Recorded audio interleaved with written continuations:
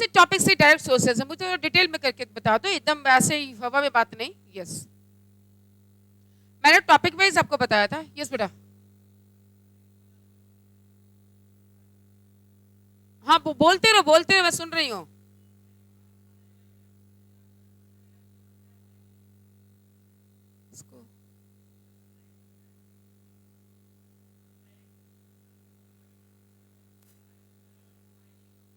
Home से नहीं है, ओके।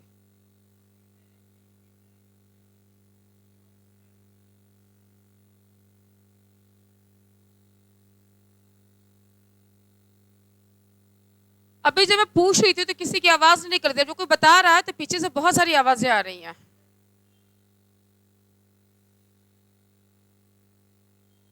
थोड़ा जोर से फिर से। डायरेक्ट पहले।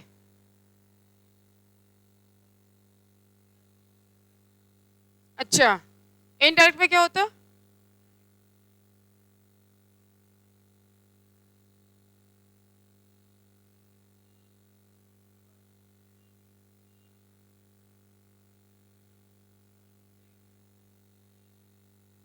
Okay fine. Yes, among the girls, आपने हाथ उठाया था, बताइए बेटा। आपको नहीं पता? यस।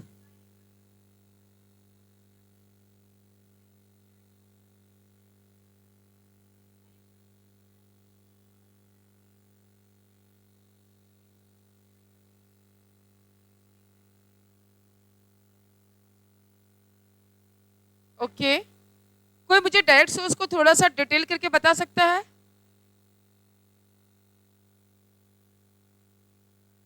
यस।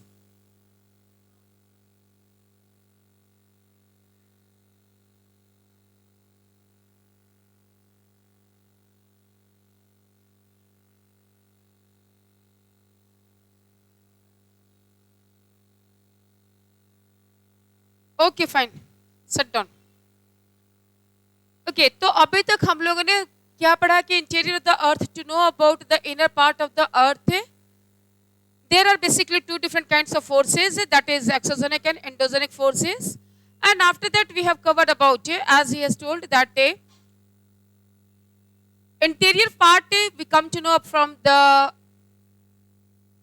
endogenic forces, और एंडोजेनिक फोर्सेस के अलावा वो कौन सी अदर सोर्सेस थे जिसके तहत हमें पता चलता है कि हमारा अर्थ का फॉर्मेशन क्या है, तो वो है हमारा डायरेक्ट और इनडायरेक्ट सोर्सेज जिसे बोलते हैं। डायरेक्ट सोर्सेज में अभी आप लोगों ने बताया, भी कुछ लोगों ने सही सही बताया। डायरेक्ट सोर्सेज में हमारा आ जाता है यहाँ पर सबसे पहले ड्रिलिंग, जहां पे डायरेक्टली इंसान ने सोचा अर्थ को ड्रिल करके एक होल बना के उसके अंदर जाकर इंफॉर्मेशन को कलेक्ट करने का, but unfortunately after 12 kilometre it was not become possible. 12 kilometre तक पहुंचते पहुंचते अंदर से तापमान इतना ज्यादा होने लग गया कि कोई भी इक्विपमेंट टिक नहीं पाया, और फिर हमारा इंफॉर्मेशन जो कलेक्ट करने का सोर्स था वो वहां पर खत्म हो गया। ठीक है, तो डायरेक्ट सोर्स में अगर हम जो इंफॉर्मेशन लेते हैं जिसके तहत हमें अर्थ के इंटीरियर के बारे में पता चलता है, डायरेक्ट सोर्सेज, तो डायरेक्ट सोर्सेज में हम लोगों ने 3 पॉइंट के बारे में पढ़ा था। पहला पढ़ा था ड्रिलिंग, दूसरा हमने पढ़ा था वॉल्केनो, और तीसरा हमने पढ़ा था mining. Am I right? It's okay. इसी तरह से हम लोगों ने इनडायरेक्ट सोर्सेज के बारे में पढ़ा था। इनडायरेक्ट सोर्सेज में हमारा क्या था? इनडायरेक्ट सोर्सेज, यहां पर हम लोगों ने पढ़ा था सबसे पहले टेम्परेचर, ठीक है, density, matures, number 4 is your gravity, number 5 is your magnetic field, and last one is your seismic waves, which is also called as a earthquake. Sorry,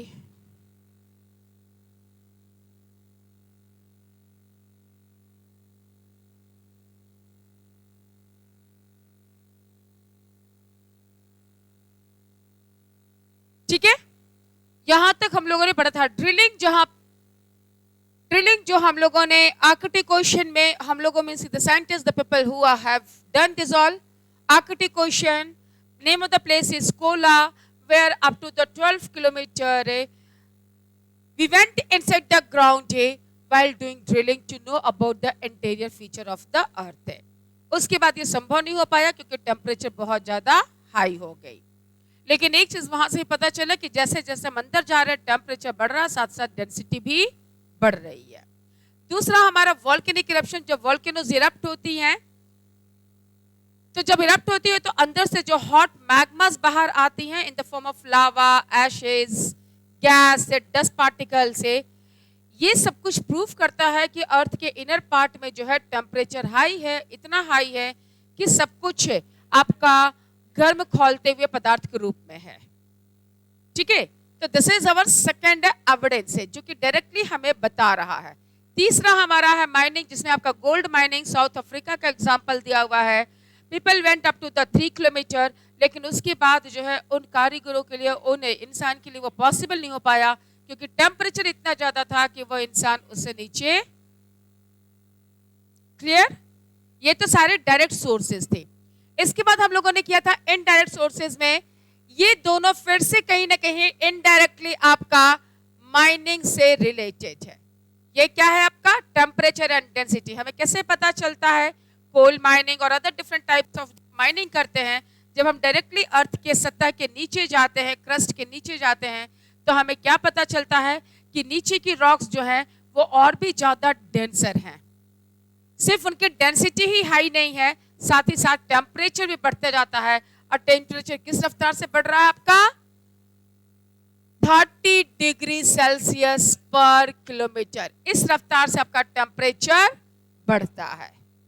ठीक है, तो ये कहीं ना कहीं प्रूफ कर रही है कि अर्थ के इंटीरियर में टेम्परेचर हाई है। समझ में आ रही बातें? इसके बाद हम लोगों ने कहा था मेट्योर्स। मेट्योर्स भी उन्हीं मटेरियल के बने हुए हैं जिस मटेरियल से हमारा अर्थ बना हुआ है, वही रॉक्स मटेरियल्स है, वही मिनरल्स और ऑलमोस्ट पाए जाते हैं जिससे हमारा अर्थ बना हुआ है। और एक बार मेट्योर्स की स्टडी करके हमें ये पता चलता है कि हमारा अर्थ का इंटीरियर फीचर कैसा होगा। मेट्योर्स के रॉक्स किस टाइप से, कितने डेंसर हैं, उससे हमें अर्थ के इंटीरियर पार्ट का अंदाजा होता है। तो this is the another indirect source. Gravity, already we have discussed it. Earth के ऊपर अपनी ग्रेविटी है, that is why we are stable on this earth है।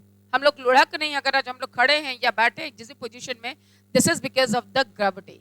या whatever the objects are found on this earth है, they all are settled because of the gravity of the earth. अगर हम बाकी in the Newton's law up to grade 10 science all of you have learn that what is the gravity of the earth है। तो ये अलग proof करता है कि अर्थ के अंदर अगर ग्रेविटी हाई है तो may be because of such kind of mineral से विच डेंसिटी इज वेरी हाई। ठीक है, ग्रेविटी कब डेवलप होगा? जब डेंसिटी बहुत हायर होगी। तो ये भी कहीं ना कहीं यही प्रूफ कर रहा है। इसी तरह से अबाउट द मैग्नेटिक फील्ड से, magnetic fields we all are knowing that it is highest at the poles.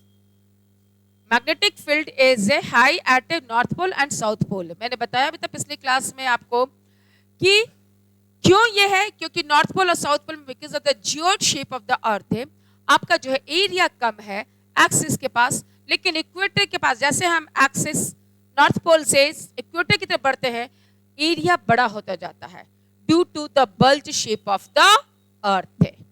ठीक है, तो इस वजह से यहाँ पर उसका मैग्नेटिक पावर कम हो जाता है क्योंकि वो लार्ज एरिया में डिस्ट्रीब्यूट हो जाता है, लेकिन नॉर्थ पोल और साउथ पोल पे मैक्सिमम रहता है। तो ये भी कहीं ना कहीं हमें बता रहा है अर्थ के इंटीरियर पार्ट में, क्योंकि वो सबसे ज्यादा आपका एक्सिस पे है। मैग्नेटिक पावर कहाँ है सबसे ज्यादा? एट एक्सिस है। And the last one is your seismic wave से। सिस्मिक वेव से जो which develop because of the earthquake. ठीक है, अब ये क्या है सिस्मिक वेव से, कैसे ये फंक्शंस करती हैं, how they are telling us about the interior part of the earth. Let's discuss one by one about this one. Are you ready? तैयार हैं आप लोग? Okay. So we will discuss it. It's better I'm developing new page. Yes. So our today's topic is earthquake. अच्छा, whenever we are taking this name earthquake, क्या picture flash करता है आपके mind में? शेकिंग, यही चीज ना?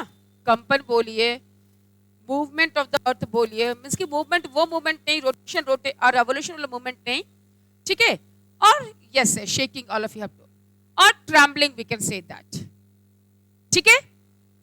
जब पृथ्वी के ऊपरी सतह में हमें कोई हलचल नजर आती है, यस, नहीं बोल सकते, फिर से बोलिए, हम लोग भी सुनने से नहीं कुछ, चलिए ठीक है। ऐसा मत कुछ बोलिए कि खुद अपने तक रह जाए, उसको पास करिए दूसरों तक भी। ओके, तो हम लोग बात कर रहे हैं अर्थक्वेक में। तो अर्थक्वेक को बिल्कुल आम बोलचाल की भाषा में, साधारण भाषा में कहेंगे तो क्या कहते हैं हम लोग? कि जब क्रस्ट का ऊपरी सतह जब हलचल महसूस की जाती है, उसमें जब आप पे एक कंपन या ट्रम्बलिंग महसूस करते हैं, that is referred as a earthquake. हम उसी को क्या बोलते हैं? अर्थक्वेक कहते हैं, जिसको हिंदी में भूकंप, भू मींस पृथ्वी, कंप मींस कंपन, ठीक है? इसका शाब्दिक अर्थ भी अगर आप निकालेंगे तो क्या हो रहा है आपका? जब भूमि आपकी कांपती है, इज नोन एज अर्थक्वेक। अब सवाल उठता है कि क्यों कांपती है? What is the reason? Why this say vibration is there? Why this trembling is there? What is the reason behind it? So there are so many different reasons. ठीक है? बहुत सारे फैक्टर्स हैं इसके मूवमेंट के, और उसी फैक्टर के आधार पे हम टाइप्स ऑफ अर्थक्वेक भी करते हैं, जो बाद में आपको बताऊंगी। लेकिन जो बेसिक फैक्टर है behind the movement of the earth, that is a collision between two different rocks. क्या है वो एक बेसिक फैक्टर? जब दो चट्टानें आपस में टकराती हैं, ठीक है? अब वो चट्टान आपका अर्थ सरफेस के ऊपर वाला नहीं है, हम लोग उन चट्टानों की बात नहीं कर रहे हैं, हम उस चट्टान की बात कर रहे हैं जिसके ऊपर हम लोग खड़े हैं। कौन से चट्टानों की बात कर रहे हैं? Which rocks we are talking? On which we are standing. It means the crustal part, which is the part of your crust. Crust is completely made up of rocks. We have already covered in the previous chapter also. ठीक है? तो crust के वो rocks है, जब आपस में टकराती हैं, तो जिस जगह पे उनका प्रेशर सबसे ज्यादा पड़ता है, लिसन में केयरफुली, उन चट्टानों के टकराने से, जब दो चट्टानें टकराएंगी तो कहीं ना कहीं किसी जगह पे उनका फोकस होगा, जहां पर वो फोर्स सबसे ज्यादा बनेगा। फॉर एग्जाम्पल, हमारी ये दो हाथ जो है, दो चट्टान है, जस्ट इमेजिन कर लीजिए आप लोग, ये आपस में टकरा रही है, तो सबसे ज्यादा फोकस कहां पड़ रहा, फोर्स कहां पड़ रहा है? हमारे इस पोजीशन पे, हाथ के इस पोजीशन पे सबसे ज्यादा है। तो ये एरिया जहां पे सबसे ज्यादा फोर्स हुआ, सबसे ज्यादा प्रेशर पड़ा, यहां से क्या होगा?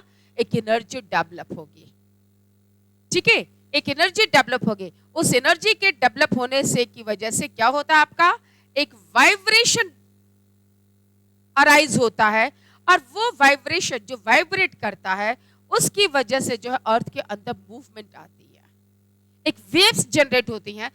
वो वाइब्रेशन किस फॉर्म में होती है? वेव्स के फॉर्म में जनरेट होती हैं, ठीक है? और यही वेव्स जो मूव करती हैं, उसके मूवमेंट की वजह से ही जो अर्थ के अंदर हलचल होती है, जो ट्रम्बलिंग होती है, that is only called by earthquake. उसी को हम अर्थक्वेक कहते हैं। तो ये ट्रम्बलिंग क्यों हो रही है? ये ट्रम्बलिंग होती है उस प्रेशर की वजह से जो जनरेट होता है दो रॉक्स के टकराने से। वो रॉक्स लिथोस्फीयरिक रॉक्स हैं, लिथोस्फीयर के पार्ट वाले रॉक्स हैं, जिसको हम टेक्टोनिक प्लेट्स भी कह सकते हैं। And we all are knowing that tectonic plates are keeps on moving, still they are moving. आप लोगों ने क्लास 9 भी पढ़ा है टेक्टोनिक प्लेट्स के बारे में, सेकेंड चैप्टर में फिजियोग्राफिक डिवीजन ऑफ इंडिया, वहां पर टेक्टोनिक प्लेट्स के बारे में डिस्क्राइब किया हुआ है। नो मैम, पहले से नहीं होगा, ठीक है? अब आपके टीचर ने नहीं पढ़ाया या आप लोग लॉकडाउन वाले हो गए, नहीं पढ़े होंगे तो अलग बात है। हाँ, वही मैं बोलूं।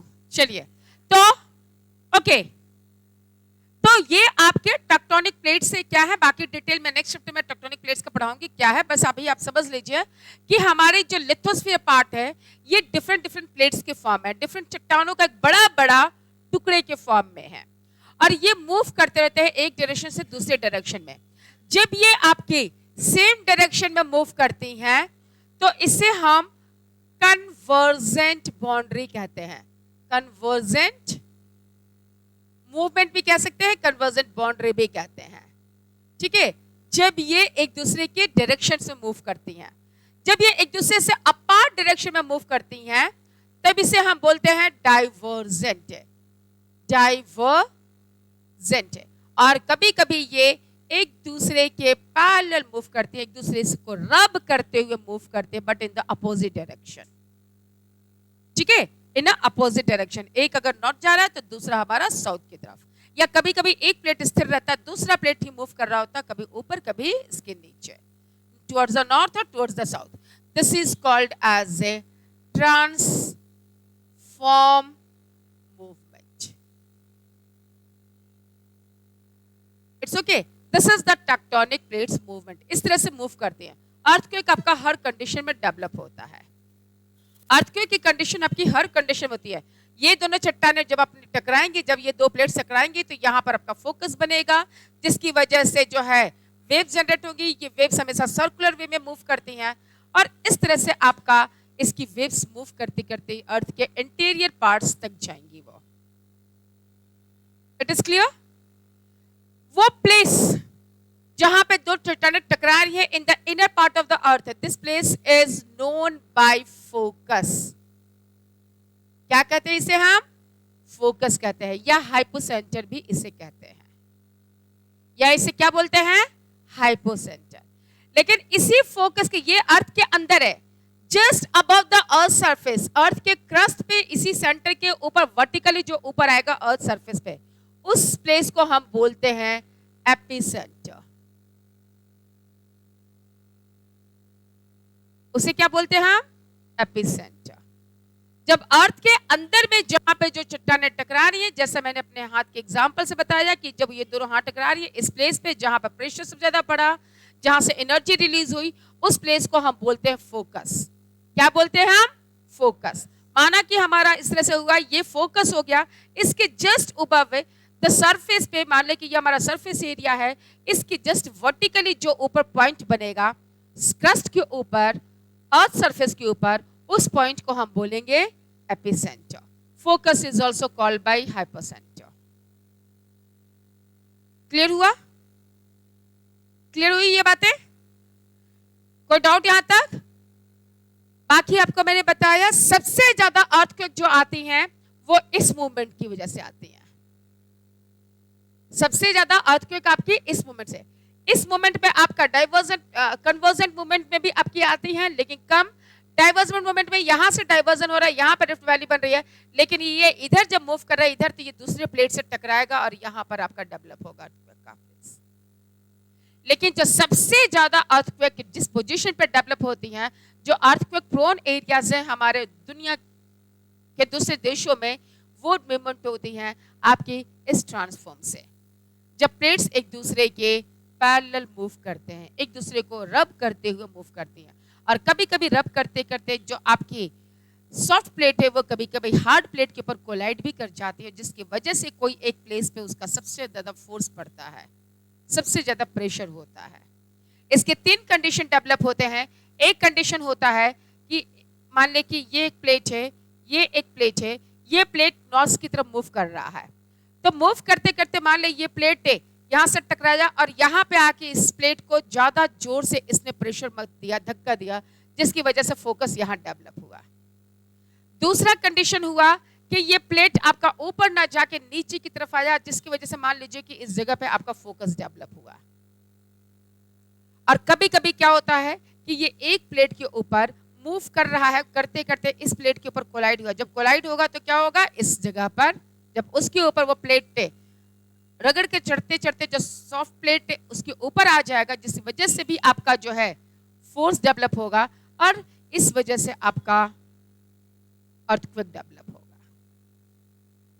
Is it clear? तो सबसे ज्यादा जो अर्थक्वेक आती हैं वो आती हैं because of this transform movement. यहां तक आई बात समझ में? अर्थक्वेक क्यों होता है ये समझ में आ गया? और ये जो वेव्स जनरेट होती हैं, जहां पर जब प्रेशर हुआ, जो एनर्जी रिलीज हुई, वो एनर्जी जो वेव्स के तौर पे जो मूव करती है सर्कुलर वे में, चारों डायरेक्शन में, क्योंकि वो मूव करती है इसलिए वो सर्कुलर वे में है।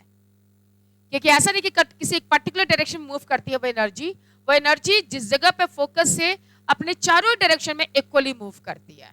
माना कि वो यहाँ पे डेवलप हुआ तो या इस डायरेक्शन में, इस डायरेक्शन में, इस डायरेक्शन में, हर डायरेक्शन में ये इक्वली मूव होगा, और इसीलिए ये क्या होता है, ये वेव्स के तौर पे सर्कुलर वे में मूव करता है।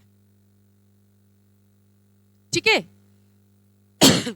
और ये वेव्स जो जनरेट होती है इस फोकस की वजह से, एनर्जी जो रिलीज होती है, जो मूव करती हैं, इन वेव्स को हम दो नाम से जानते हैं, जिसको हम अर्थक्वेक वेव्स भी कहते हैं। It is also called by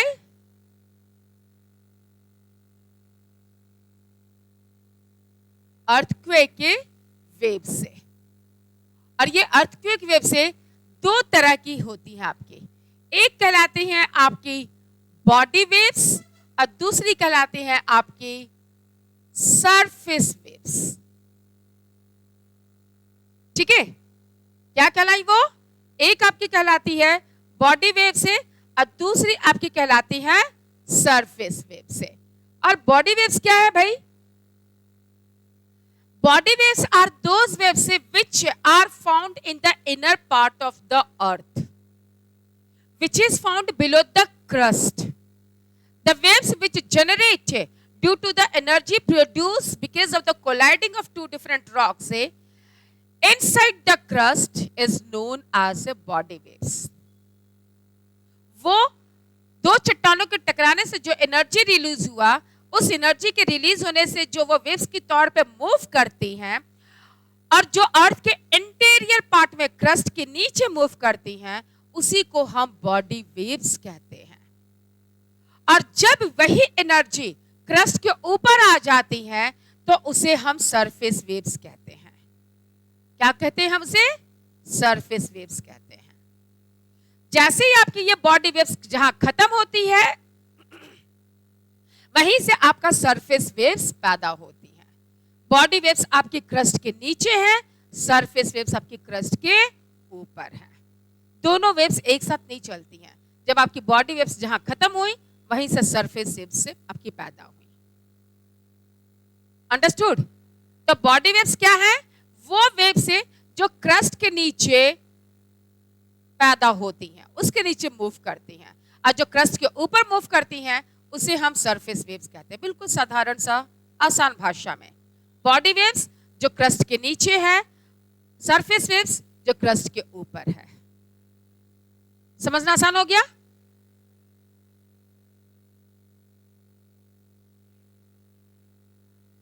जहां पर ये बॉडी वेव्स खत्म हुई, ये क्रस्ट को टच करते ही खत्म हो जाती हैं।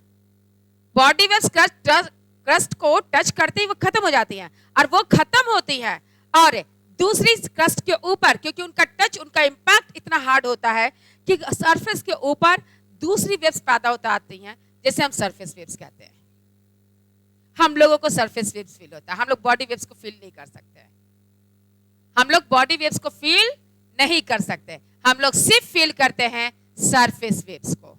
ठीक है? और बॉडी वेव्स कभी भी डिस्ट्रक्टिव नहीं होता है। Yes? Just wait, I have not finished my topic. I'm still going on. ठीक है? अभी तो शुरुआत हुआ है, आप बिल्कुल मिड इंटरवल में पहुंच गए। हाँ जी, बोलो। Sorry? Rocks, dog, animals, animals उसको फील करते हैं, उनके पास वो सेंस ऑर्गन है कि वो उसको फील कर लेते हैं। यस, जैसे वो क्रस्ट के पास पहुंचने वाला होता है, एनिमल्स उसको फील करते हैं। Not only dogs, all the different types of animals, सारे रेप्टाइल्स, जितने एनिमल्स होते हैं जो अर्थ के अंदर रहते हैं, वो सबसे पहले फील करते हैं उसको। ठीक है? नहीं सिर्फ डॉग्स को नहीं, हर एनिमल को। और ये पता कैसे चलता है? उनकी एक्टिविटी से। जो आपके स्नैक्स जो रेप्टाइल्स होते हैं, खास करके उसमें सांप जो होता है, जो इतना स्थिर शांति से चलता है, कभी अर्थक्वेक के टाइम पे उसको उसकी मूवमेंट को करना, वो बिल्कुल बेचैन और अजीब तरह से वो मूव करेगा। ठीक है। इसी तरह से दूसरे एनिमल्स जो होते हैं, जो हमारे पेट एनिमल्स होते हैं, वो भी जो है आपका घर में अगर गाय है, भैंस है, कोई भी जो है, वो लोग आवाज करना अलग तरह से शुरू कर देंगे और कंटिन्यूसली करेंगे, वो अपने ही जगह पे भागना शुरू कर देंगे। These are the indicators. Birds also उनकी सेंस ऑर्गन डिफरेंट होती है। ठीक है। Yes, all the different types of animals. Okay, now coming to the difference between body and surface waves are very much clear. ठीक है। Body waves, सबसे पहली वो वेव्स होती है जो जनरेट होती है, उस एनर्जी के रिलीज होने के बाद जो सबसे पहले जो वेव्स जनरेट होती हैं वो होती है बॉडी वेव्स से, और बॉडी वेव्स जहां खत्म होती है वहां सरफेस वेव्स आती है। दूसरा point, body waves are found in the inner part of the crust, surface waves are found on the upper surface of the crust. Body waves, तीसरा point, body waves are not causing any kind of destruction, but surface waves are responsible for all the loss of life and property. जितना भी नुकसान होता है life और property के लिए, उसके लिए जिम्मेदार कौन है? Surface waves. अंतर आगे समझ में? Body waves moves very fast, surface waves moves very slow. ठीक है। बॉडी वेव्स बहुत तेज गति से चलती हैं, सरफेस वेव से उसके कंपैरेटिवली बहुत धीमी गति से चलती है, because they are on the surface, above the surface. ठीक है। और यहां तक सरफेस तक आते आते उसका इंपैक्ट भी कम हो गया, जितना दूर जा रहे उतना इंपैक्ट कम हो रहा है वेव्स का, इसलिए भी ये धीरे होती है। Let's see what are this, what do you now. Body waves are also of two different types है। जैसे में हमने अर्थक्वेक वेव्स को कहा कि दो तरह की होती है, आपकी बॉडी वेव्स भी दो तरह की होती हैं। पहला है बॉडी वेव जिसे हम कहते हैं पी वेव्स। क्या कहते हैं इसे? P waves. पी का फुल फॉर्म होता है आपका primary. It is clear? P का फुल फॉर्म होता है आपका प्राइमरी। और दूसरा है आपका एस वेव्स है। एस का मतलब है आपका सेकेंडरी।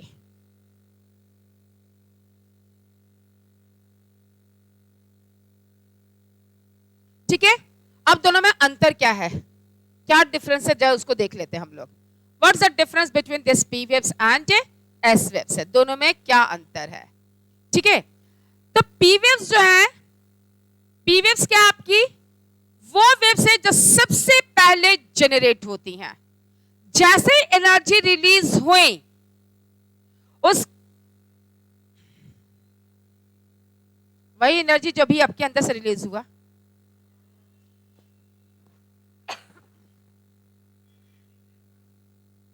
चलिए, जब अभी तक हम लोगों ने पूरी कहानी की अर्थक्वेक कैसे डेवलप हो रहा है, जब दो चट्टानें आपस में टकरा रही हैं, उसके बाद जो आपकी एनर्जी रिलीज हो रही है टकरानों की वजह से, ठीक है, उस एनर्जी में जो सबसे पहले वेव्स आती हैं वो वेव्स को हम कहते हैं प्राइमरी वेव्स। और ये प्राइमरी वेव्स आपकी कैसे मूव करती हैं? ये पैरेलल मूव करती हैं। प्राइमरी वेव्स आपकी पैरेलल मूव करती हैं और इनका स्पीड होता है आपका 6 to 8 किलोमीटर पर सेकेंड। साउंड की रफ्तार से ये मूव करती है। जिस तरह से हमारी आवाज मूव करती है जिस गति से, उसी गति से आपकी ये पी वेव्स मूव करती हैं और इसका स्पीड होता है आपका 6 to 8 किलोमीटर पर सेकेंड। एक सेकेंड में 6 से 8 किलोमीटर तक ये वेव्स मूव करती हैं। Is it clear? पहला पॉइंट क्या हो गया आपका कि ये आपकी पैरेलल मूव करती हैं। दूसरा पॉइंट हो गया आपका ये 6 to 8 किलोमीटर की रफ्तार से मूव करती हैं। और आपका तीसरा पॉइंट हो रहा है it can move from all the different states से, डिफरेंट स्टेट्स से मूव करती हैं। ये स्टेट्स का मतलब यहां पर क्या हुआ? बिहार, यूपी है ना? ना, तो साइंस वाला स्टेट, सोशल वाला स्टेट नहीं, साइंस वाला स्टेट, सॉलिड, लिक्विड, गैसियस। ठीक है। ये आपकी पी वेव्स जो है, प्राइमरी वेव्स जो है, ये हर स्टेट से ट्रेवल कर जाती हैं, सॉलिड स्टेट से भी, लिक्विड स्टेट से भी और गैसेस स्टेट से भी। समझ में आई बात?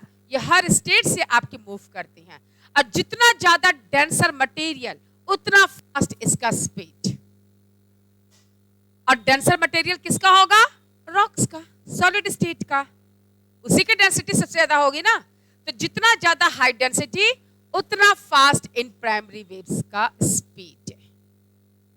तो ये कैरेक्टरिस्टिक्स है आपकी प्राइमरी वेव्स की।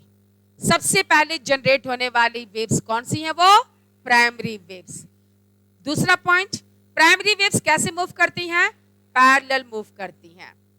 तीसरा पॉइंट, प्राइमरी वेव्स का स्पीड 6 to 8 किलोमीटर पर सेकेंड। चौथा point, primary waves can travel through all the different states. It's okay, solid, liquid and gas. इसका हम लोग बाद में मैं एग्जांपल भी दूंगी कैसे पता चला हमें इसके बारे में, ठीक है, जब हम लोग शैडो जोन करेंगे। तो यहां तक समझ में आ गया आपको? क्लियर हुआ यहां तक? कोई डाउट है तो बोलिए यहां तक, क्योंकि प्राइमरी वेव्स के कैरेक्टरिस्टिक्स हम लोगों ने कर लिया। अब जरा देखते हैं सेकेंडरी वेव्स की क्या कैरेक्टरिस्टिक्स हैं। सेकेंडरी वेव्स, जब प्राइमरी वेव्स पहले खत्म हुई, आपकी दूसरी वेव्स कौन सी जनरेट हुई? Secondary waves. ठीक है, प्राइमरी वेव्स के बाद जो प्राइमरी वेव्स खत्म हुई, सेकेंडरी वेव्स पैदा हुई। ठीक है, प्राइमरी वेव्स खत्म हुई, सेकेंडरी वेव्स आपकी पैदा हुई। तो सेकेंड आपका क्या है? फर्स्ट पॉइंट क्या है कि आफ्टर द प्राइमरी जो दूसरी वेव्स आती हैं वो है आपकी सेकेंडरी वेव्स है। सेकेंडरी वेव्स का स्पीड क्या? सेकेंडरी वेव्स आपकी मूव कैसे करती हैं? ये परपेंडिकुलर मूव करती हैं।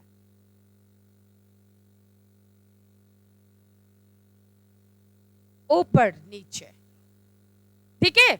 और इसीलिए इसको कहते हैं कि जब सेकेंडरी वेव मूव करती है तो ये आपका क्रेस्ट एंड ट्रफ डेवलप करती हैं। ट्रफ हो गया ये नीचे का part, TROUGH,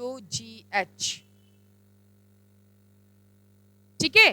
crest, CREST, crest यानी कि ऊपर का, चोटी जिसे हम लोग हिंदी में कहते हैं, पिक, उसे क्रेस्ट कहते हैं। जैसे ये ना वेव्स का ये पिक हो गया आपका, ये पिक हो गया ये, ठीक है।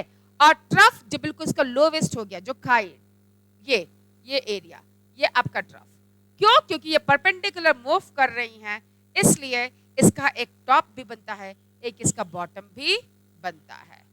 लेकिन प्राइमरी वेव्स कैसे मूव कर रही थी? पैरेलल मूव कर रही थी।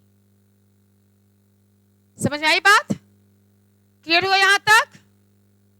थर्ड पॉइंट क्या है आपका? थर्ड पॉइंट है इसका स्पीड है। स्पीड है आपका 4 to 5 किलोमीटर पर सेकेंड। क्या है स्पीड इनका? 4 to 5 किलोमीटर पर सेकेंड। यह आपका सेकेंडरी वेव्स की स्पीड है। प्राइमरी वेव से कम हो गई आपकी।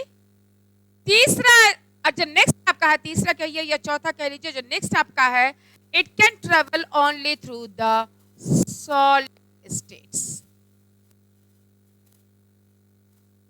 Sorry, STATUS। ये आपकी कहां से ट्रेवल करती है? Only through the solid state. आपकी ये S वेव, सेकेंडरी वेव्स आपका लिक्विड या गैसियस स्टेट से ट्रेवल नहीं करती है। वो लिक्विड स्टेट में पहुंचने के साथ उस पर डिसॉल्व हो जाती हैं, खत्म हो जाती हैं, उसी के साथ घुल मिल जाती हैं, ठीक है, उसको क्रॉस नहीं करती हैं, ठीक है। हाँ, वो आपका बहुत बार आया था। आपका 2011 क्यों जा रहे हैं? आपका पिछले साल आया है कई बार भूकंप पे, और आपके इंडिया में उस रीजन में आया है, ठीक है, उस रीजन में इंडिया में आया है, उस रीजन में आया हुआ है जहां पर कभी अर्थक्वेक की कोई गुंजाइश नहीं थी, नर्मदा वैली में, ठीक है। नर्मदा वैली रीजन जो है वहां पर, ये अलग बात है कि उसका मैग्नीट्यूड इतना कम था कि उससे कोई नुकसान नहीं हुआ, लेकिन झटके महसूस किए गए।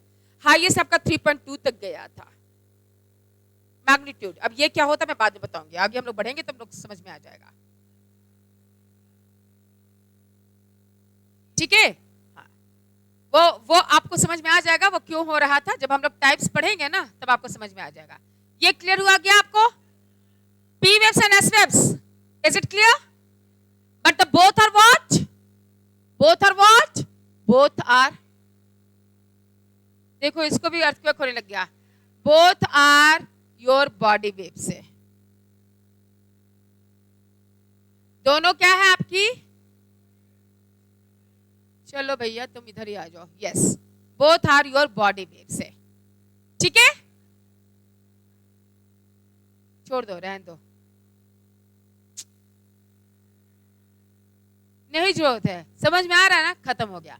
Let discuss about the surface waves. अभी तक तो हम लोगों ने डिस्कस किया किस चीज के बारे में?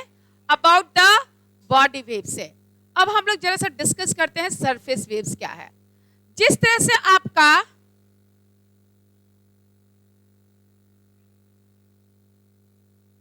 What happened? किसके?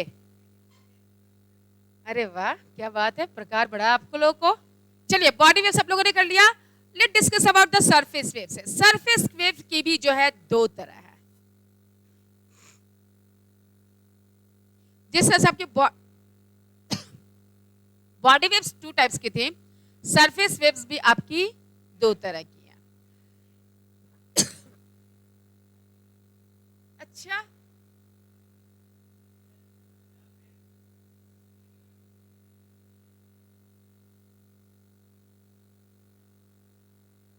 मोबाइल वर्ल्ड भी है क्या वहां पर? लग तो रहा है, लग तो रहा है. That's good. पढ़कर आए तो बहुत अच्छी बात है. अच्छा दिव्यांग सिंह राजपूत है.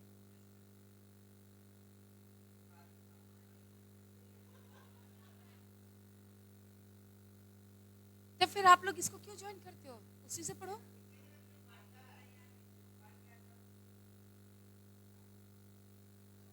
Yes yes. तो यहां पर हम लोग नाउ लिसन या फोकस या ध्यान किधर है? फोकस इधर है. तो यहां पर क्या है आपका? सरफेस वेव्स भी दो तरह की होती हैं. नाउ सरफेस वेव्स की क्या कैरेक्टरिस्टिक्स है? आपकी पी वेव्स जो अभी हम लोगों ने डिस्कस किया, पी वेव्स आपका जो है 6 to 8 किलोमीटर है. आपका सेकेंडरी वेव्स भी आपका 4 to 5 किलोमीटर है. सरफेस वेव्स आपका 2 किलोमीटर सेकेंड की रफ्तार से है. ये सरफेस वेव्स में दोनों आगे मैडियो. अब दोनों में अंतर क्या है? रे वेव्स और लव वेव्स में अंतर क्या है आपको? अगर आप रेलवे ट्रैक को देखोगे तो आपको समझ में आएगा.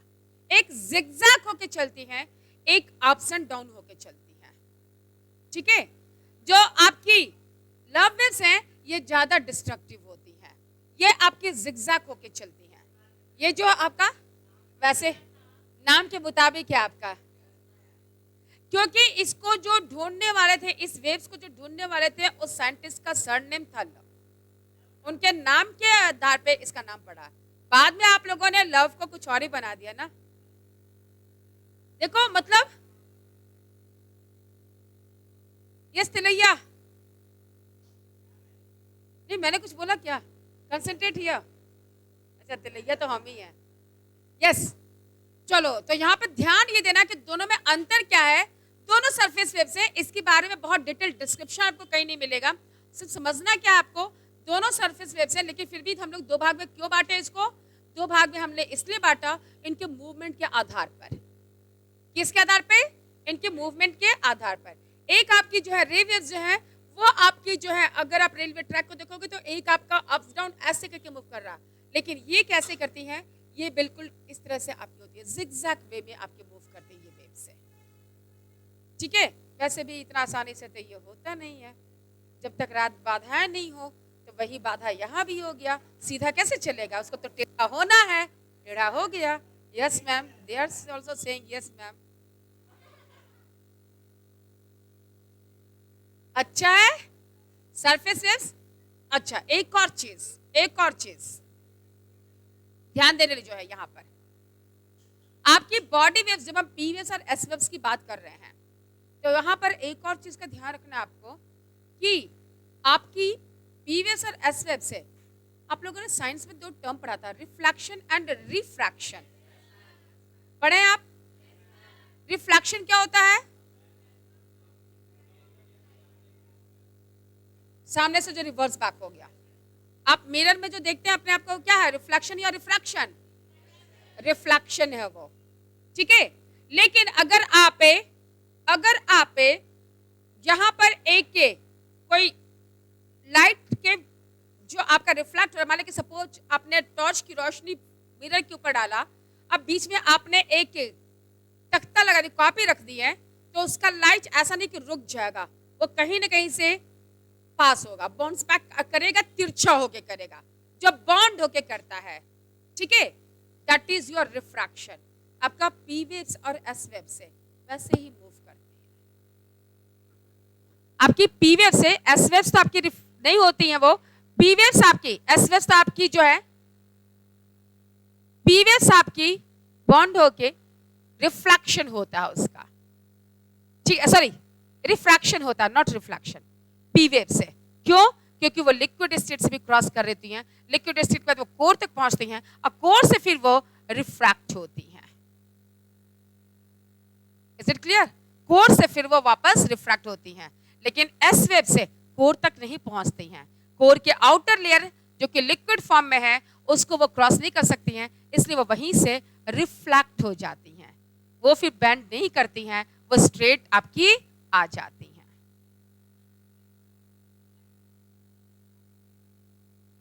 वही जो यहाँ पे दिया हुआ है, आपका लिक्विड स्टेट को उस पे किया हुआ है, इसलिए तो पी वेव्स आपकी जो है रिफ्रैक्ट कर रही हैं, एस वेव्स आपकी रिफ्लेक्ट कर रही हैं। समझ में आ गया? पूरा ज्योग्राफी फिजिक्स है, चैप्टर 2 में फिजिक्स नहीं दिखा था, ठीक है, पूरा ज्योग्राफी आपका फिजिक्स है। फिजिक्स क्या, अभी केमिस्ट्री भी ज्योग्राफी जियोमॉर्फोलॉजी पढ़ोगे तब बोलोगे केमिस्ट्री कहां से आ गया। It's okay, that's why geography is known as the subject of science. ये चीजें आई समझ में? सरफेस वेव्स के बारे में सिर्फ आपको ये करना है, surface waves are more destructive, it moves with the speed of 2 km per second. It is found above the crust where body waves से finish. इसका कोई डिटेल नहीं है, डिस्क्रिप्शन नहीं है, इनके बारे में कुछ नहीं, सिर्फ आपको इतना जानना है सरफेस वेव्स दो तरह की होती हैं, दोनों डिस्ट्रक्टिव हैं आपकी, ठीक है, लेकिन ज्यादा डिस्ट्रक्टिव आपकी ये होती हैं, डिस्ट्रक्टिव दोनों हैं क्योंकि दोनों सरफेस के ऊपर है। सही बात है, ये सब बोलने वाली कौन सी बात है, वो होगा तो डिस्ट्रक्शन तो पक्का है।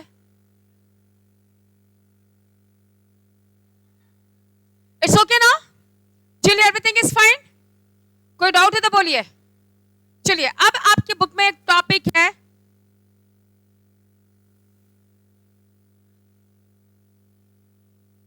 अच्छा वो भी पढ़ाना है, प्रोपगेशन ऑफ मोमेंट भी पढ़ाना है, उसका मतलब है the moment of waves. What is the meaning of propagation of waves? How the waves are moving, the waves which are moving parallel, waves which are moving perpendicular, waves which are moving on the surface in a ups and down way, waves which are moving in a zigzag way, that is only। waves आपकी कैसे move करती हैं? तो waves आपकी इस तरह से move करती हैं। क्यों मूव कर रही हैं? Due to the density of the object. क्यों ये मूव कर रही है इस तरह से? Because of the object which is found in their path, उसकी डेंसिटी क्या है और उसकी स्पीड डिटरमाइन करती है ऑब्जेक्ट की डेंसिटी पे। जितना डेंसर उतना फास्ट स्पीड, जितना लेस डेंसिटी उतना कम speed. This is why PVS are mentioned 6 to 8 kilometre. Why not it is written only 8 kilometre? क्योंकि कहीं कहीं इसकी स्पीड कम भी होती है। स्पीड कम कहां होती है? जहां ऑब्जेक्ट की डेंसिटी लेस होती है। इट्स ओके, ज्यादा तो fast, maximum up to 8 kilometre. So this is about a propagation of waves. It means how those waves are moving. It is only decided according to the density of the object. What object is found in the path of that waves? अगर उनके wave रास्ते में सिर्फ आपके solid states हैं तो वो ज्यादा फास्ट करती हैं, लेकिन आपकी एस वेव से तो सिर्फ सॉलिड स्टेट्स ही मूव करती है, लिक्विड स्टेट में मूव भी नहीं करती है। सॉलिड स्टेट में भी जहां पर जिन रॉक्स की डेंसिटी ज्यादा वहां पे वो ज्यादा फास्ट, जिनकी डेंसिटी कम वहां पर कम, लेकिन वो परपेंडिकुलर वे में मूव करती है। लेकिन आपकी पी वेव्स हमेशा पैरेलल चलती हैं। और जो सरफेस वेव्स हैं वो आपके अप्स एंड डाउन फॉर्म में या फिर जिगजैग फॉर्म में आपकी मूव करती हैं। It is clear? इसके बाद जो हम लोगों का एक इंपॉर्टेंट है टॉपिक शैडो जोन, बता दूं आज? टाइम है 5 मिनट, बहुत आसान है, वो नहीं बाउंस करेगा।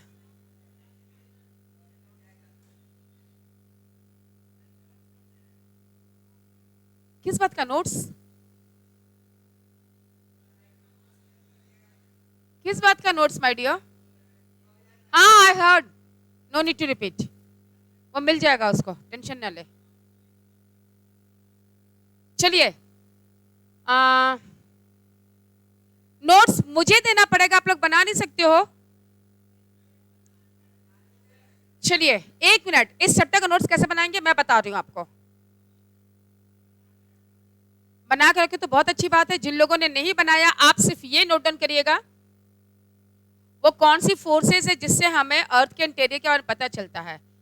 We come to know about the interior of the earth through the two different forces, exogenic and endogenic. But in endogenic forces, how we got information? Through the different sources. What are those sources? दूसरा आपका बनेगा direct, indirect. फिर direct में तीनों point को आप लिख दीजिएगा, ड्रिलिंग, वोल्केनो, माइनिंग। इसके बाद इनडायरेक्ट में आ जाइएगा, यहाँ पर वो पॉइंट्स लिख के उसको एक लाइन में डिफाइन कर दीजिएगा कैसे। इसके बाद आप आ जाइएगा अर्थक्वेक हेडिंग पर। लिसन हियर, अर्थक्वेक हेडिंग पे, अर्थक्वेक में आप डिफाइन करेंगे what is earthquake, epicentre which is as well as focus which is also called by hypocentre. It's okay, बात आ रही समझ में? इसके बाद फिर आपका टाइप्स ऑफ अर्थक्वेक वेव से, जहां पर दो आप आएंगे, बॉडी वेव्स, सरफेस वेव से। फिर बॉडी वेव्स को आप डिफरेंशिएट करेंगे, बॉडी वेव्स और सरफेस वेव्स को, दोनों में क्या डिफरेंसेस है, दोनों को डिफरेंशिएट करेंगे। यह आज का होमवर्क भी आपका है, डिफरेंशिएट विद डिफाइन अर्थक्वेक। ठीक है, आज आपका होमवर्क क्या है? आपका डिफाइन में आपका 3 पॉइंट आ गया। पहला ए हो गया आपका अर्थक्वेक, बी हो गया आपका एपिसेंटर, सी हो गया आपका फोकस। ठीक है, क्वेश्चन नंबर 2 हो गया टाइप्स ऑफ ए